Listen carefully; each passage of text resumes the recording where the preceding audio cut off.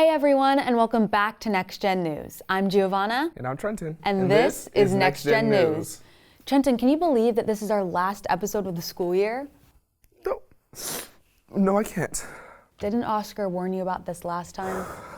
Yeah, he did, but I'm just gonna miss you all so much. It's okay, Trenton. We're going to summer break. It's not like we all won't see each other again. Oh, well, yeah, that's a good point. Well, with that, NexGen viewers, we present our last episode of the school year. Trenton, what are you doing? I want to do a quick game of Guess the Art Pose. Okay. All right, first up, this. Well, probably not Home Alone, so I'm gonna guess Scream by Edvard Munch. Nailed it. Okay, how about this one? I think that's The Thinker. It sure is. Okay. How about this? And here's a hint. I'm on a river. I'm not sure. Really? Nothing? Nope. Does Washington crossing the Delaware ring any bells? I'm not getting it. That's okay. Let me tell you all about it. 3 versions of Washington crossing the Delaware were painted by the artist Emanuel Leutze in 1851 in Dusseldorf, Germany. The first was destroyed during World War II. The second is currently the centerpiece of the American wing at the Metropolitan Museum of Art in New York City at a whopping 12.5 by 21.25 feet in size. The third is substantially smaller at 3 feet high and 6 feet long, which spent several decades in the White House from the 1970s up until 2014.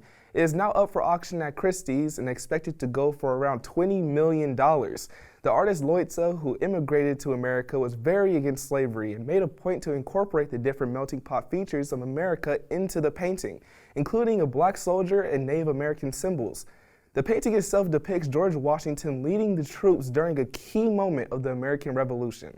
All right, I know about George Washington being the first president, but I don't think I knew he was in the Revolutionary War. Well, you know the American Revolutionary War was the war for independence from Britain, right? Yes? Well, luckily for us, we've got our resident history buff Oscar to fill us in on the American Revolution.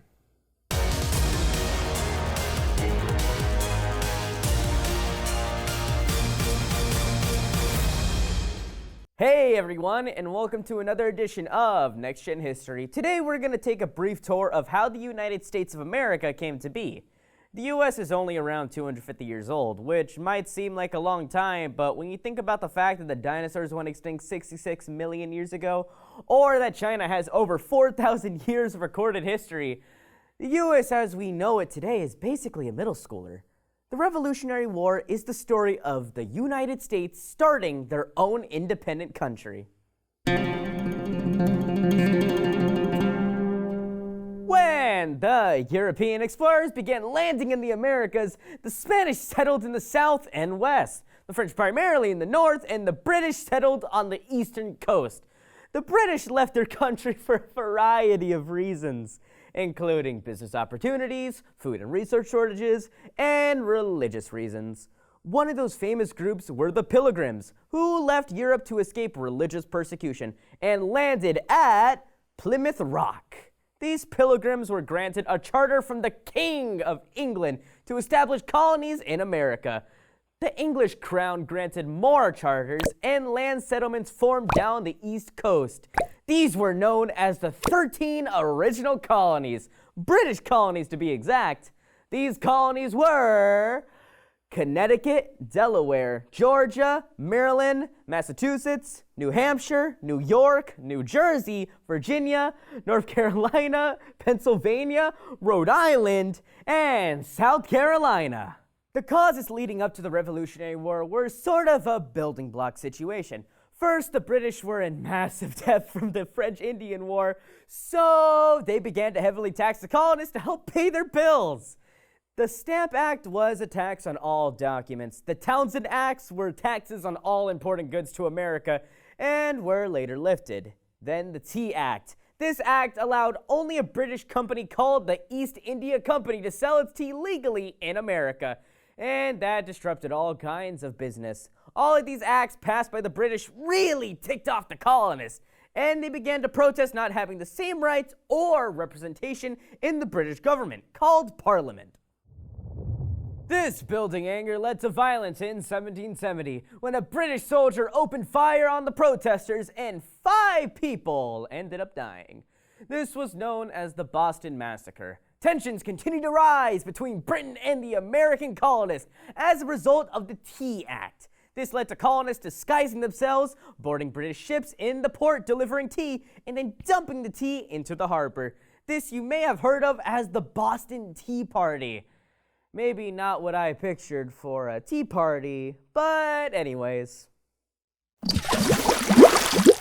As punishment for the Tea Party, Britain came up with the Intolerable Acts, which limited governing in Massachusetts, closed the ports in Boston until the damages from the Tea Party were paid, made British officials exempt from criminal proceedings, and forced all residents to house British soldiers at any time without notice. That was sorta the last straw. Colonial delegates began to meet in response to these harsh acts. They rejected taxation without representation, as well as taking care of the British Army in the colonies without their permission. They issued a Declaration of Rights to every citizen, including life, liberty, property, assembly, and trial by jury. This was discussed at the First Continental Congress. They planned to meet again, but before they could, violence erupted. On the night of April 18, 1775, British troops marched from Boston to nearby Concord, Massachusetts, in order to steal weapons. Paul Revere and other writers sounded the alarm that the Redcoats were coming. Redcoats being the British. And this allowed colonists to form some militia units, aka everyday citizens taking up arms to retaliate against the British invasion. On April 19th, local militiamen clashed with British soldiers in the battles of Lexington and Concord in Massachusetts, marking the shot heard around the world that signified the start of the Revolutionary War. The Second Continental Congress formed the Continental Army, and George Washington was made commander-in-chief. By 1776, General Washington had led many battles against the British, and the Revolutionary War was in full effect. At this point, a majority of American colonists were in favor of independence from British rule, and a Declaration of Independence was made. This document declared that men deserved the rights of life, liberty, and the pursuit of happiness, and that Britain was interfering with these rights. So the colonists basically said, "So long, we want to be independent." This declaration was signed on July 4th, 1776. You know, July 4th, Independence Day. Well, if you don't know, now you know. The struggle was real, as the British forces seemed to be winning, but the newly declared nation did not back down. Washington led a surprise attack on Christmas night, 1776, leading his troops across the Delaware River in a surprise attack, winning a victory that restored the hope of the rebel colonists. This was known as the Battle of Trenton. Hey, Trenton! It was also where the inspiration for the painting comes from that Trenton was talking about. The Battle of Saratoga is when things really start to turn around for the colonists, and an American battle victory prompted France to enter and help Americans.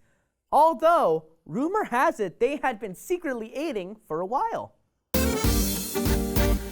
So, from 1778 to 1781, there was a long back and forth of stalemates, meaning not much progress was made on either side.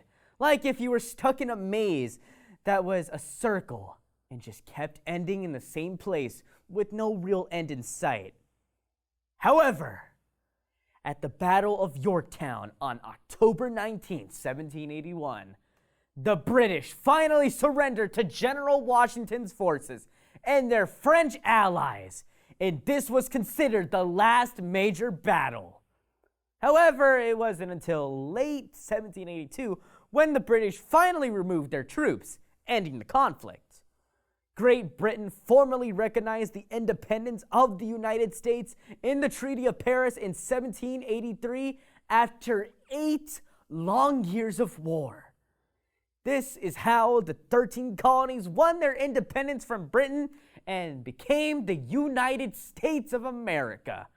The Constitution, or official governing document, was then written in 1787, ratified in 1788, and in operation since 1789. So, next 4th of July, when you're eating your hot dog, Did someone say hot dogs? and watching fireworks, it's because the colonies won their independence from Britain. That's all for today, friends. Thanks for tuning in to another edition of NexGen History.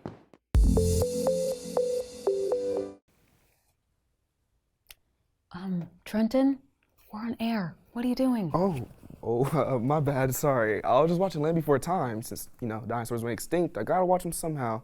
After the show today, I have big plans. I'm gonna watch every Jurassic Park movie in order. I can't wait. I didn't know you were so into dinosaurs, Trenton. Sounds like a very fulfilling way to spend your time. Speaking of extinction, though, have you heard about how 21% or 1/5 of the reptile population is in danger of extinction? No way. I didn't hear about that travesty, Giovanna. Tell me more. On it. Reptiles can be classified as cold-blooded vertebrates. Some examples include crocodiles, snakes, lizards, turtles, and tortoises. All of these reptiles regularly shed an outer layer of their skin, are covered in scales, and produce shelled eggs on land. Researchers recently conducted a study and found that 21% of reptiles are critically endangered, or vulnerable to extinction, as defined by the International Union for Conservation of Nature. There are 3 different categories for animal endangerment. A species is considered vulnerable if its population has declined at least 30% and the cause of the decline is unknown. Endangered is when a population has declined at least 50 to 70% and the cause of the decline is known. Finally, a critically endangered species is when the population has declined between 80 and 90%, the cause is known, and this decline has been measured for over 10 years or 3 generations of the species. The researchers also discovered that 31 additional reptile species have already gone extinct since the last study. A few extinct reptiles include the black soft-shell turtle of India, the La Palma giant lizard from the island of La Palma, and the round island burrowing boa found on Round Island. Some well-known reptiles have fallen into the different categories of extinction. The Komodo dragon, the world's largest lizard, is endangered. The world's longest venomous snake, the king cobra, is vulnerable, and the leatherback, the largest sea turtle, is also vulnerable. These reptiles are being pushed to the brink for the same reason many other animals are becoming endangered: climate change, deforestation, logging and development, and hunting by people. Let's now take a closer look and hear from 2 scientists. Species are declining at a rapid rate.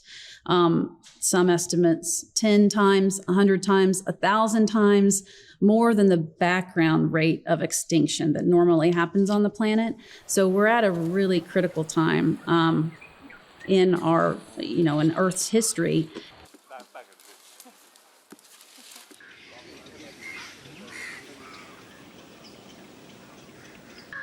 Reptiles represent a unique evolutionary heritage on the tree of life. And if all of those 20% of reptiles that are threatened today go extinct, we will lose accumulation of 15 billion years of evolution that's led to these fascinating creatures that we see around us today. Wow, that's horrible. First the dinosaurs, now modern-day reptiles might face the same fate. What could be done to stop this? I know, it's pretty scary, right?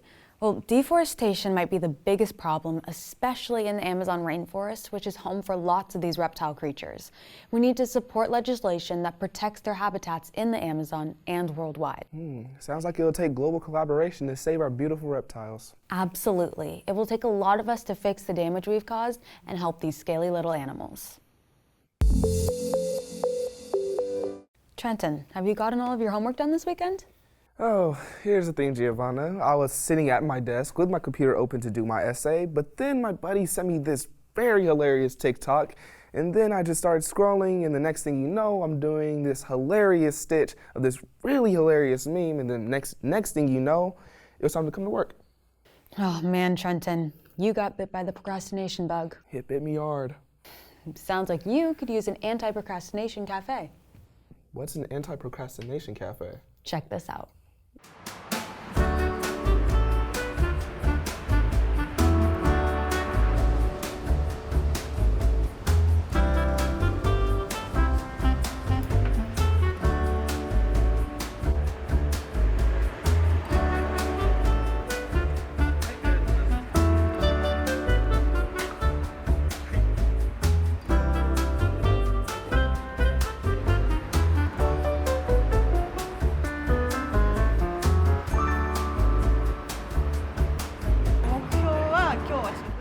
I'm writing a blog post today. My goal is to deliver 3 blog articles, and I'll do my best to achieve that.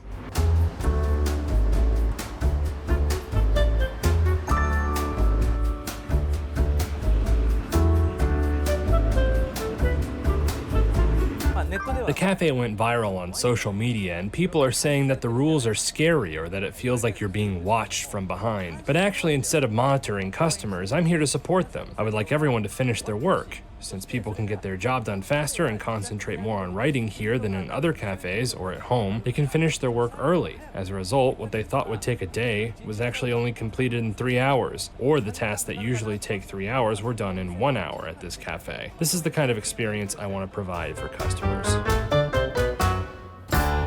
So people can't leave until their work is done? I mean, that would be great for me. I definitely couldn't get away with scrolling on TikTok there. That's right, they're there to keep you on track and support you by breaking down tasks and getting progress checks, so you're less likely to get distracted. Setting goals and breaking down my work into smaller, more manageable pieces would help me catch up on work I've been pushing off, because sometimes it just feels like it's too much. It's not just a good strategy for schoolwork, but also for everyday life, taking a big task and breaking it down into smaller, more manageable pieces so you can take it one step at a time. Have you ever heard of the Pomodoro technique? No, but it sounds like my favorite spaghetti sauce. You're not far off with that, actually. Pomodoro means tomato in Italian, and the technique is named after the little kitchen timer shaped like tomatoes. Cute. But why? Because the technique is to set a timer for 25 minutes and work all the way through, and then take a 5-minute break. Repeat that 3 times, and then you take a longer break. So in case I don't have an anti-procrastination cafe, I could just use a timer? It's just another way of breaking big tasks down to make them more manageable. Wow, Giovanna, that's a great idea. Let's see if I can find myself a little tomato timer on Amazon.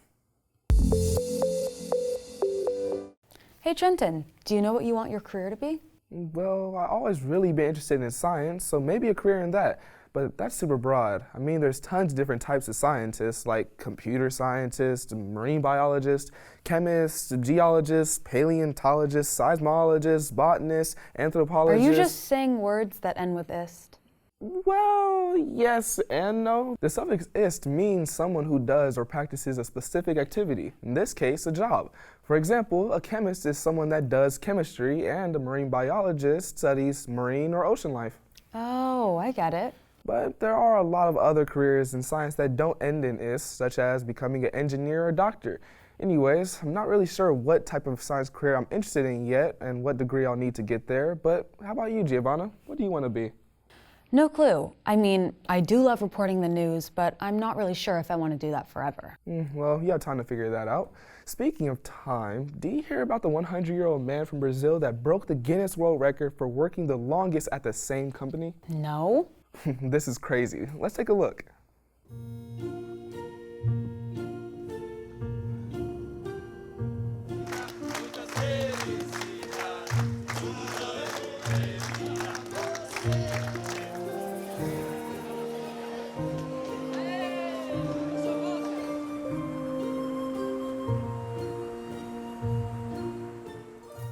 You have to like to work. I started to work with that willingness and fighting spirit.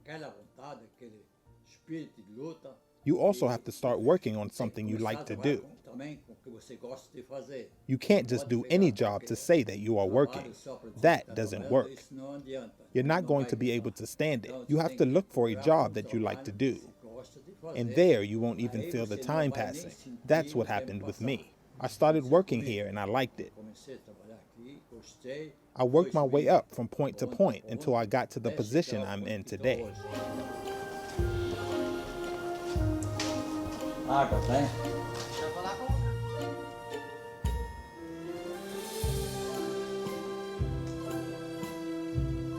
Respira. Bem fundo.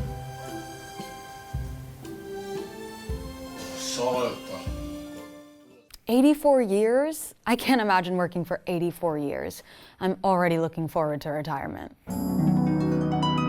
Relax, relax. You don't need to work for 84 years. What our centenarian friend Walter is trying to say is to find something you like to do. Don't just choose any career. Choose something you love, and then it won't feel as much like work if you're passionate about it. Well, I guess I have some thinking to do. Don't stress. You have time to figure it out. But a good place to start is to think about your skills and interests. What skills do you have? Are you creative? Do you persevere when solving problems? In terms of interest, what do you like? This could be things both in and out of school. All right. Well, thanks, Trenton. I'll start brainstorming. You got it. For all of you NexGen viewers out there, what do you have in mind for your future career? Well, NexGen viewers, that about wraps up our last episode of the school year. Stay strong, Trenton. Stay strong. We so appreciate your support this school year and can't wait to see you in August. We hope you have a wonderful summer. For now, I'm Giovanna. I'm Trenton. And we are NexGen News. News for the next generation.